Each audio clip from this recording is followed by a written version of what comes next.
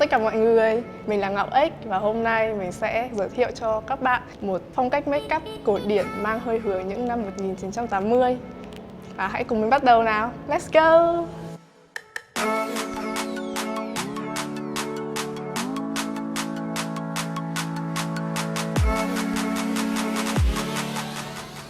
Bây giờ thì mình đã hoàn thành xong bước nền và tiếp đấy thì chúng ta sẽ đánh khối để tạo độ sâu cho gương mặt nhé. Và chúng ta sẽ đánh khối thật là nhẹ nhàng thôi.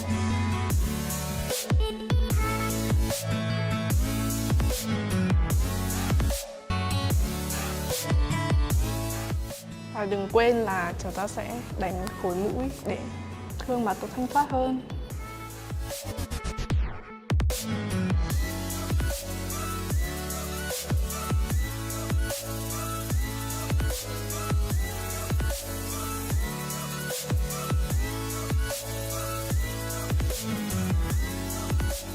Tiếp đến chúng ta sẽ chuyển sang bước má hồng. Hồng đào và có một chút nhũ.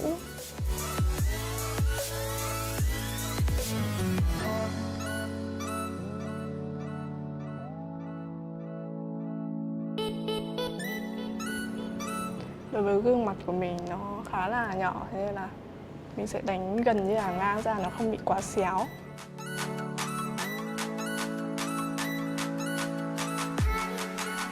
Vì cổ điển đây là mọi thứ nó thật là nhẹ nhàng và tự nhiên thôi nhá. Tiếp đến là chúng ta sẽ chuyển sang lông mày. Hôm nay mình sẽ dùng một cây chì kẻ mày màu đen. Và bởi vì để cho nó hợp với màu tóc ấy. Và mình sẽ kẻ hơi cong và nó mạch, thật là mạch.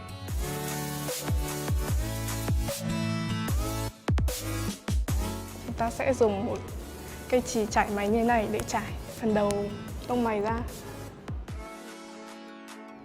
Tương tự đối với lông mày bên phải nhé.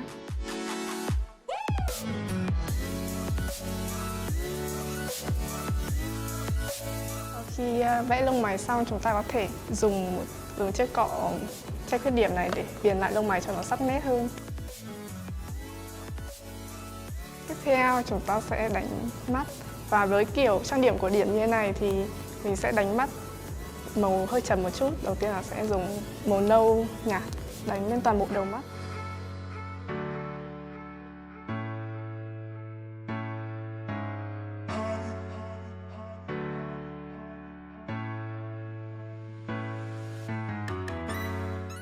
Và làm tương tự với mí mắt dưới.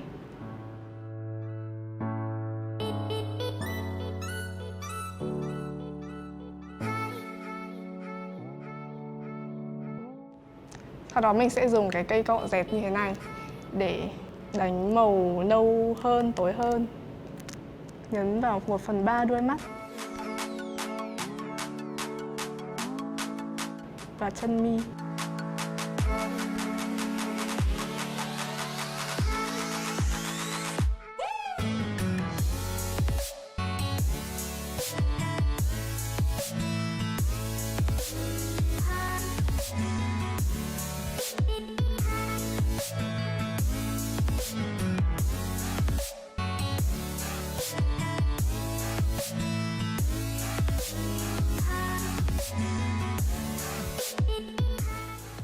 Sau đấy mình sẽ dùng cái cây chì màu đen này để kẻ mắt.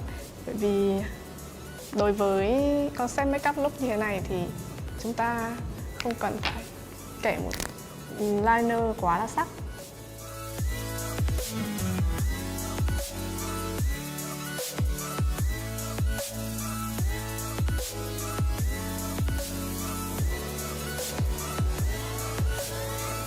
Với cái makeup look này thì mình sẽ kẻ cả mí mắt dưới để mắt nó đậm hơn.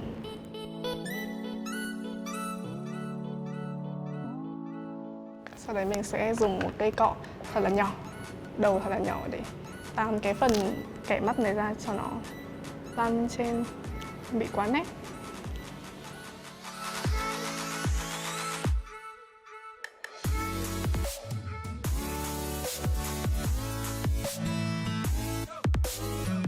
Làm tương tự với mắt bên này.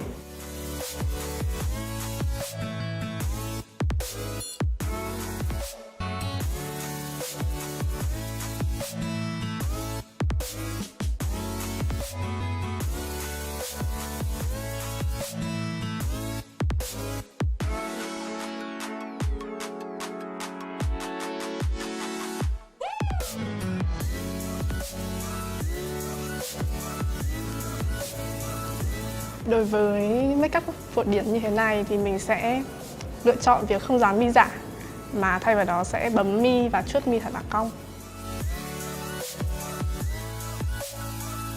Các bạn nhớ bấm sát chân mi nhé. Sau đó dùng mascara chuốt thật là nhanh.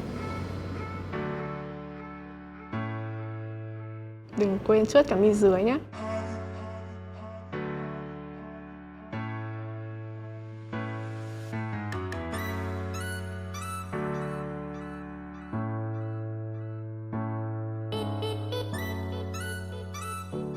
Sau phần mắt thì chúng ta sẽ chuyển đến phần môi nhá.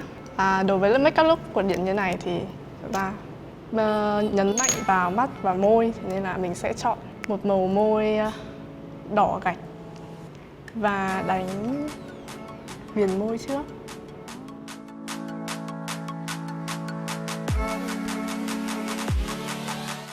Mình sẽ dùng cọ để viền môi cho nó được sắc nét.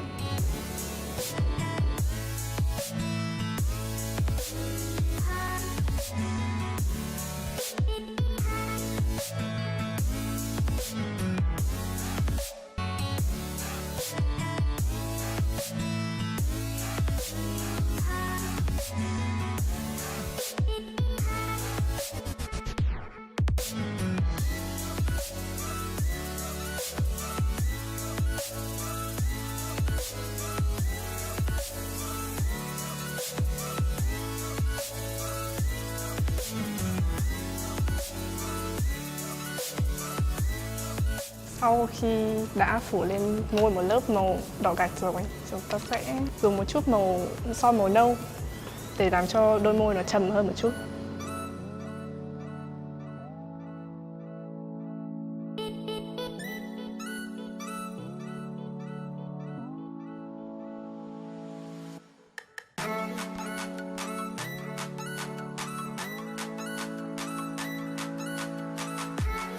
Tiếp đến, chúng ta sẽ dùng highlight để làm cho khuôn mặt sáng hơn.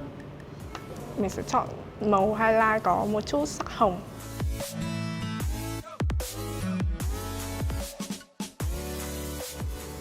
Sử dụng highlight ở những phần như là gò má này, vùng chữ T,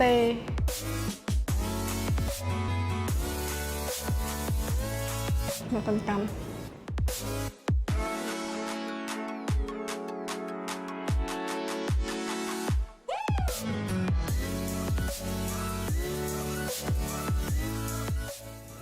Chiếc make up look này nó đã hoàn thành. Sau đây mình sẽ đi làm tóc và quay trở lại ngay. Và bây giờ thì make up look của chúng mình đã hoàn thành rồi. Nếu như bạn thích make up look này và muốn mình làm thêm nhiều clip khác thì hãy comment xuống phía dưới cho mình biết. Và đừng quên like, share và subscribe kênh của bọn mình nhé. Và bây giờ thì xin chào và hẹn gặp lại. Bye bye!